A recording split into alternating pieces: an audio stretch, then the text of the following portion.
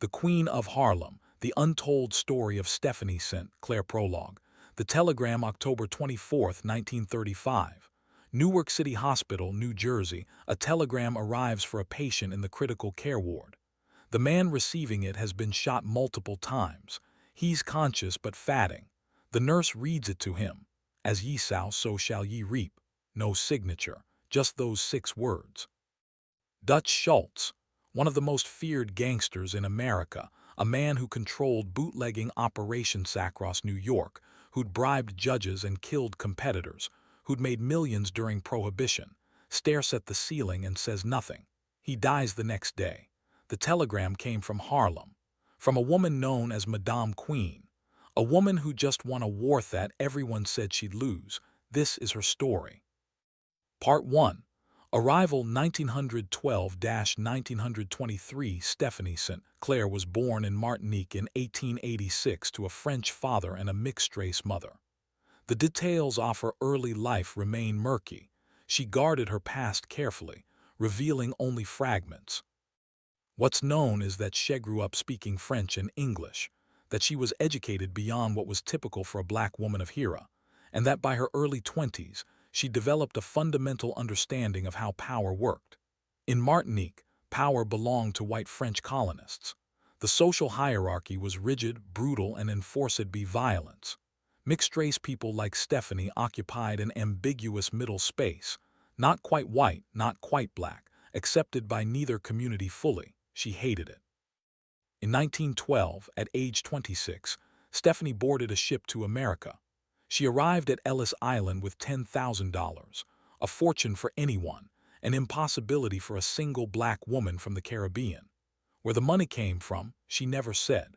Some claimed she'd been a sex worker in Martinique, others that she'd married and murdered a wealthy merchant, still others that she'd run gambling operations in the islands. Stephanie smiled at all these theories and confirmed none of them. She made her way to Harlem, which in 1912 was undergoing a transformation. The neighborhood had been predominantly white and middle class, but as black Americans migrated north during the Great Migration and black immigrants arrived from the Caribbean, Harlem was becoming the cultural and economic center of black America. It was also becoming a center of vice.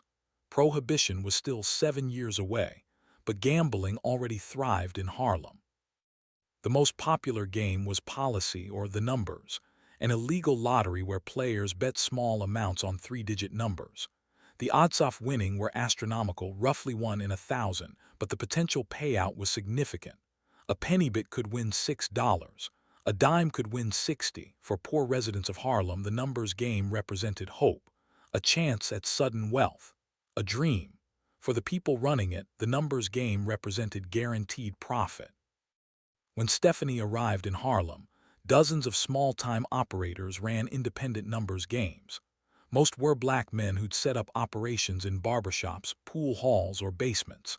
They'd take bets during the day, determine the winning numbers based on various random methods, horse race results, the last 3 digits of Fedley stock market total, lottery drawings, and pay out winners at night. It was profitable but chaotic. Operators cheated players regularly. Violence between competing operators was common. Police raids happened frequently, not to shut down the operations but to extract bribes. Stephanie watched all this for months. She didn't jump in immediately. She observed, studied, learned the rhythms of the business, and she identified the fundamental problem: trust. Players didn't trust operators not to cheat. Operators didn't trust each other not to steal territory. Nobody trusted the police not to raid without warning. The entire system ran on suspicion and violence. Stephanie saw opportunity in that chaos. Part 2. Building the Empire 1923–1930. In 1923, Stephanie St. Clair opened her first numbers bank. She started small, a single operation in a basement apartment on West 140th Street. She hired 3 runners to collect bets from the neighborhood. She used published stock market results from the New York Times Toderman winning numbers, which meant the results were public, verifiable, and impossible for her to manipulate. This was revolutionary. For the first time, players could verify the winning numbers themselves. They didn't have to trust that the operator was being honest. They could check the newspaper. This simple innovation transformed the psychology of the game. Word spread quickly. Madame St. Clair runs an honest game. Within 6 months, she had 10 runners. Within a year, she'd opened 3 more banks. By 1925, she controlled significant territory in West Harlem, but she didn't stop with honest games. She innovated in other ways. She paid her runners better than competitors. Most operators paid runners 10% of the money they collected. Stephanie paid 15%. This meant the best runners came to work for her, which meant she collected more bets, which meant more profit. She protected her runners from police harassment. When cops shook down her runners for bribes, Stephanie paid, but she kept records, names, badge numbers, amounts. She began building a file on every corrupt cop in Harlem. She reinvested in the community. Unlike male operators who spent their profits on cars, clothes, and women, Stephanie funded black-owned businesses, donated to churches, helped families pay rent when they fell on hard times. This wasn't pure charity, it was strategic. A community that benefited from your operation would protect your operation. She cultivated an image. Stephanie dressed impeccably, expensive suits, elegant hats, jewelry that suggested wealth without ostentation. She spoke multiple languages. She carried herself with the dignity of someone who expected respect. In an era when black women were typically seen as either domestic workers or sex workers, Stephanie presented herself as a businesswoman. A queen. Harlem took notice. By 1928, Stephanie St. Clair controlled approximately 30 numbers banks across West Harlem. She employed over 200 people. Conservative estimates put her annual income at $200,000, equivalent to roughly $3.5 million today. She was one of the wealthiest black women in America. She was also starting to make enemies. Other numbers operators resented her success. White police resented that she wouldn't pay inflated bribes. And the Italian mafia was watching Harlem's gambling operations with increasing interest. But in 1928, none of these enemies seemed like existential threats. Stephanie was powerful, protected, and profitable. Then everything changed. Part 3. Prohibition Ends, War begins, 1930–1931 October 29, 1929. The stock market crashed, triggering the Great Depression. For most Americans, this was a catastrophe. For the numbers operators of Harlem, it was complicated. On one hand, economic desperation meant more people playing the numbers, hopping for a miracle payout. On the other hand, people had less money to bet. And the criminal organizations that had made fortunes on bootlegging during Prohibition were looking nervously at 1933, when Prohibition would almost certainly end. The Italian mafia needed new revenue streams. They looked at Harlem. The numbers racket in Harlem generated millions of dollars annually. It was run primarily by independent black operators who had neighborhood support but no serious muscle, no political connections, and organized backing. To the mafia, it looked like easy pickings. The man chosen to take over Harlem's numbers operation was Dutch Schultz. Born Arthur Flegenheimer in the Bronx, Dutch Schultz was a violent, brilliant, utterly ruthless gangster. He'd made a fortune during Prohibition running beer operations. He had connections to Tammany Hall politicians, dozens of cops on his payroll, and a crew of enforcers who'd killed without hesitation. He was also, by most accounts, somewhat unhinged, volatile, paranoid, the kind of man who'd beat someone to death for perceived disrespect. In early 1931, Schultz began his takeover of Harlem's numbers operation. His method was straightforward: approach each operator with an offer. Partnership, with Schultz taking 60% of the profits in exchange for protection. Operators who refused faced violence, police raids, and systematic destruction of their businesses. Most operators took the deal. What choice did they have? Schultz had an army. They had street runners. Then Schultz approached Stephanie St. Clair. The meeting happened in February 1931 at a restaurant on 125th Street. Schultz brought 2 bodyguards. Stephanie came alone. Schultz was patronizing. the way powerful men often are with women they don't take seriously. He explained it that he was taking over all numbers operations in Harlem. He was offering her a generous partnership. She could keep 40% of her profits if she worked under his organization. Stephanie listened politely. Then she said no. Schultz was surprised. He'd expected either immediate acceptance or perhaps some negotiation, not flat refusal. "I don't think you understand the situation," he told her. "I'm not asking, I'm telling you how this is going to work." Stephanie smiled. "I don't think you understand Harlem, Mr. Schultz. This is my territory. These are my people. You're not taking it." Schultz's face darkened. "You're a woman running an illegal operation. You think the community's going to protect you when I start putting pressure on. You think your runners won't fold when my boys start breaking legs. I think," Stephanie said quietly, "that you should leave my neighborhood." She stood up and walked out. Schultz sat there, momentarily stunned. Then he turned to his bodyguards and said, "Destroy her." War had begun. Part 4. The war 1931–1934. Dutch Schultz started with intimidation. His men visited Stephanie's numbers runners, offered them deals. Work for Schultz or face consequences. Some runners took the deal. The fear was real, the threats credible, but many didn't. They stayed loyal to Madame Queen. When intimidation didn't work fast enough, Schultz escalated to violence. In March 1931, 2 of Stephanie's runners were beaten severely, hospitalized. The message was clear: work for Schultz or get hurt. Stephanie's response surprised everyone. She didn't hide. She didn't negotiate. She went to war first. She struck back physically. Stephanie had her own enforcers, men who'd been protecting her operation for years. They were fewer than Schultz's crew, but they knew Harlem. They knew which alleys to use, which rooftops provided cover, which buildings had back exits. When Schultz's men came to shake down one of Stephanie's banks, they were ambushed. 2 ended up in the hospital. 1 disappeared entirely. Schultz was enraged. How dare this woman fight back? But Stephanie wasn't done. She understood something Schultz didn't. Harlem wasn't just territory to be conquered. It was a community, and communities could be mobilized. She began writing letters, not private letters, public letters, to newspapers, specifically to black newspapers like the Amsterdam News and The Age. In these letters, Stephanie didn't hide what she was. She openly acknowledged running a numbers operation, but she framed the conflict in terms that resonated. A black woman entrepreneur being bullied by white gangsters trying to steal from the black community. "Mr. Schultz and his Italian associates," she wrote in April 1931, "believe they can come into Harlem and take what black people have built. They believe we will surrender because we are afraid. They believe wrong."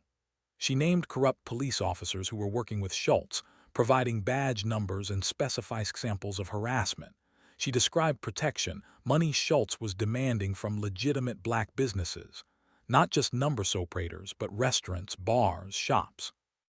She positioned herself as a defender of black economic independence against white criminal exploitation.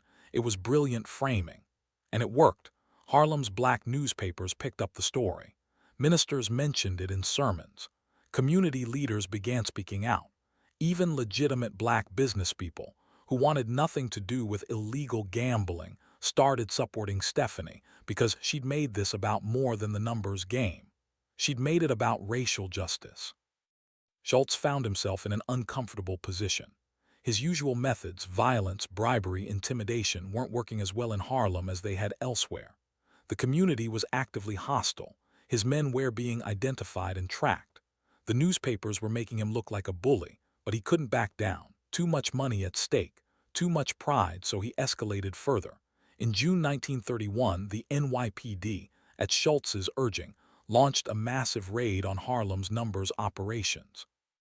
Over 100 people were arrested.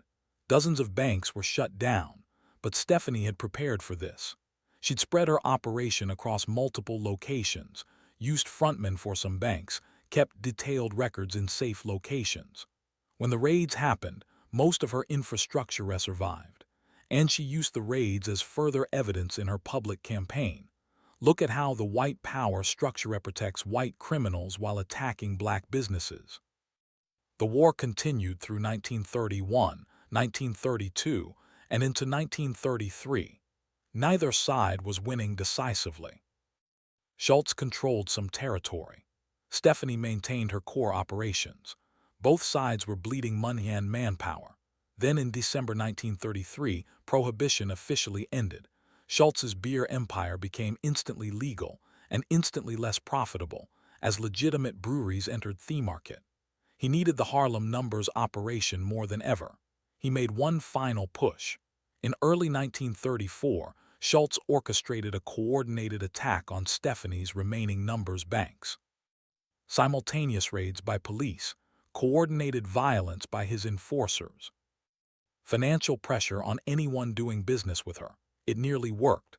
For the first time in 3 years, Stephanie's operation was genuinely threatened. She was losing runners, losing territory, losing money, but she didn't surrender. Instead, she did something unexpected.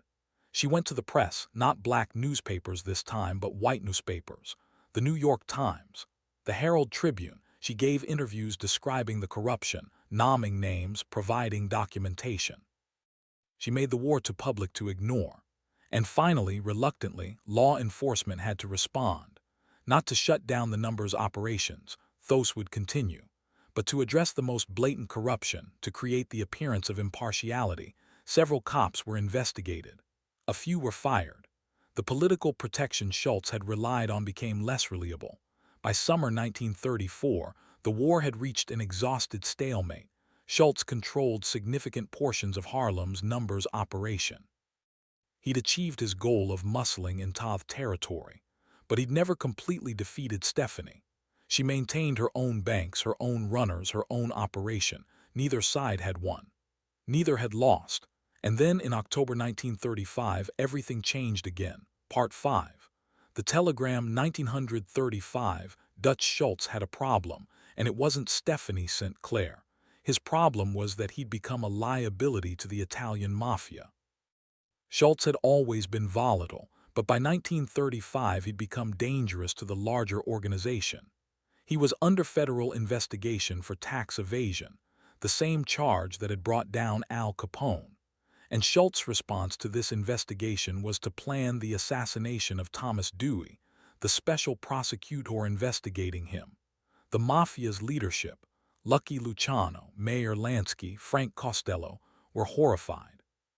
Killing a prosecutor would bring massive federal heat down on all organized crime. It was the kind of reckless, stupid move that could destroy everything they'd built. They told Schultz to abandon the plan. Schultz refused. He was going to kill Dewey regardless of what the mafia bosses said, so they made a decision. Dutch Schultz had to die. On October 23, 1935, Schultz was at the Palace Chop House in Newark, New Jersey, meeting with several associates. 2 hitmen walked in: Charles the Bug Workman and Emanuel Mendy Weiss. They shot Schultz in the bathroom, shot his associates in the dining room. Schultz was hit multiple times but survived the initial shooting. He was rushed to Newark City Hospital, where he lingered for nearly 24 hours, drifting in and out of consciousness, occasionally speaking in delirious fragments that police tried to record, hopping for useful information. At some point during those final hours, a telegram arrived. "Ye sow, so shall ye reap." The nurse read it to him. Schultz said nothing. Stephanie sent. Claire never confirmed she sent it, but everyone in Harlem knew she had. Part 6. Queen of Harlem, 1935–1950. Dutch Schultz's death didn't end the mafia's involvement in Harlem's numbers operation, but it changed the dynamics. Without Schultz's aggressive leadership, the mafia's Harlem operation became more collaborative, less violent. They still took a cut, that wasn't changing, but they were willing to work with existing operators rather than trying to destroy them. Stephanie negotiated a new arrangement. She would pay a percentage to the mafia in exchange for protection and the freedom to run her own operation however she wanted. It wasn't ideal. She was still paying tribute to white gangsters, but it was workable. And crucially, she'd maintained her independence. She hadn't been conquered. She'd survived. For the next 15 years, Stephanie St. Clair remained one of the most powerful figures in Harlem. She continued running her numbers operation, though on a smaller scale than at her peak.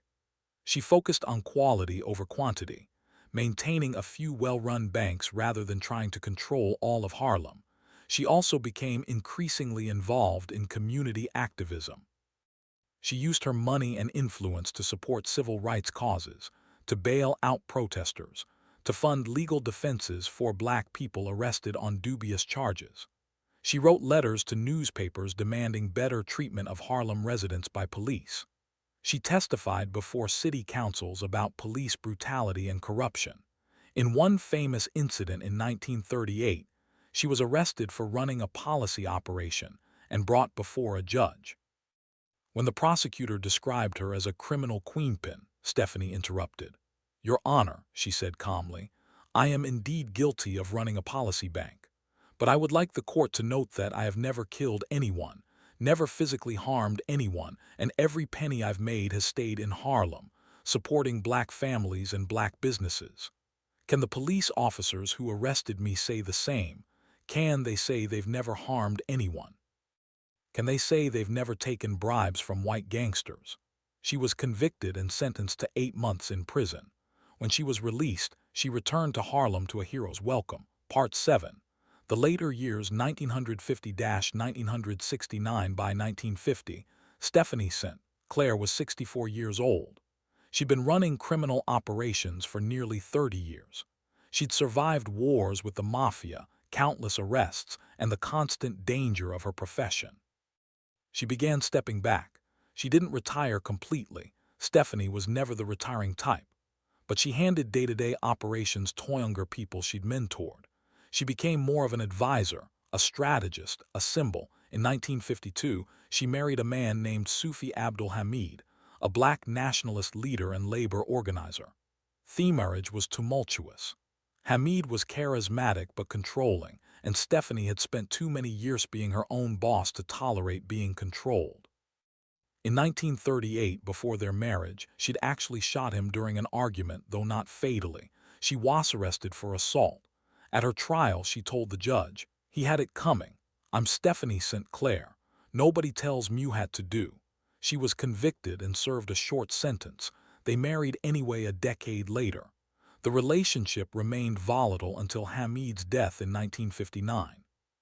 Through the 1950s and 60s, Stephanie watched Harlem change. The Numbers operation, which had been a black-run, community-centered enterprise when she started, became increasingly dominated by the mafia. Young black men coming up in the game worked for Italian bosses. The money flowed out of Harlem rather than staying in the community. It bothered her, but she was realistic. The world was what it was. She also watched the civil rights movement develop. Watched young activists use the same tactics she'd pioneered: public pressure, media campaigns, strategic defiance. She contributed money to the movement but stayed in the background. By the 1960s, association with a known criminal, even one as legendary as Stephanie St. Clair, could hurt the cause. She understood that. She'd always understood pragmatism. Stephanie St. Clair died on December 1969. At age 72. The cause of death was never officially recorded, but those who knew her said she'd been ill for several months. She died at home in Harlem, surrounded by friends. Her funeral was attended by hundreds. Ministers, community leaders, former Numbers runners who'd worked for her decades ago, people she'd helped over the years. The newspapers called her a numbers queen and Harlem's notorious gambler. What they didn't call her, what they couldn't see, was what she actually was. A criminal mastermind who'd built an empire, fought the mafia to a standstill, and operated successfully for over 40 years in one of the most dangerous criminal environments in American history. Epilogue. The erasure today. If you study organized crime in Harlem, you'll find extensive documentation about Dutch Schultz, Lucky Luciano, Frank Costello, and other Italian mobsters who controlled the territory. You'll find detailed information about Bumpy Johnson, the black gangster who eventually became the mafia's enforcer in Harlem. Stephanie St. Clair appears, if at all, as a footnote, a curiosity. The female numbers operator, a color folkrichter who fought Dutch Schultz briefly before fading into obscurity. This erasure isn't accidental, it's structural. When we tell stories about organized crime, we look for the men. We assume leadership, intelligence, and strategic brilliance are masculine traits. Women in criminal organizations are supposed to be moles, madams, or accomplices, not architects, not masterminds. This narrative does two harmful things. First, it erases real history. Stephanie St. Clair was more successful than most male criminals of her era. She operated longer. She fought more powerful enemies. She survived where others died or went to prison. But because she was a woman, her story gets minimized. Second, it creates blind spots. When law enforcement, historians, and society can't recognize female criminal intelligence, we miss patterns. We fail to investigate properly. We let brilliant criminals operate invisibly. Stephanie St. Clair understood this. She used society's assumptions about women to her advantage. When she walked into negotiations with men like Dutch Schultz, they underestimated her. Saw a woman where they should have seen a tactician. That underestimation was her greatest weapon. And even now, 90 years later, decades after her death, we're still making the same mistake. We're still telling stories where the criminal masterminds are men, where women are secondary characters in their own histories. Stephanie St. Clair built an empire. She fought a war. She sent that telegram to Dutch Schultz's hospital bed. Ye sao soshall ye reap, she'd won. Not completely, not perfectly, but she'd survived. She'd maintained her independence. She'd refused to be conquered. And history repaid her by forgetting her name. That's the final crime in this story. Not the gambling, not the violence, not the corruption. The crime is the erasure. The Queen of Harlem deserved better than to be a footnote in someone else's story. This is her story, all of it. The brilliance and the violence, the strategy and the brutality, the triumph and the compromise. Stephanie St. Clair was a criminal mastermind, and it's time we remembered her as one. Authors note this account is based on historical records, court documents, newspaper archives, and biographical research. Stephanie St. Clair was a real person who operated in Harlem from approximately 1923 to the 1960s. The Majorvans described her conflict with Dutch Schultz, her public campaigns against police corruption, her telegram to Schultz's hospital bed, are documented historical facts. Some conversations and specific details have been reconstructed from available evidence, as complete documentation of her life is limited. Like many people operating in illegal enterprises, Stephanie left few personal records. What's undeniable is her impact. She was one of the most successful criminals of her era, regardless of gender.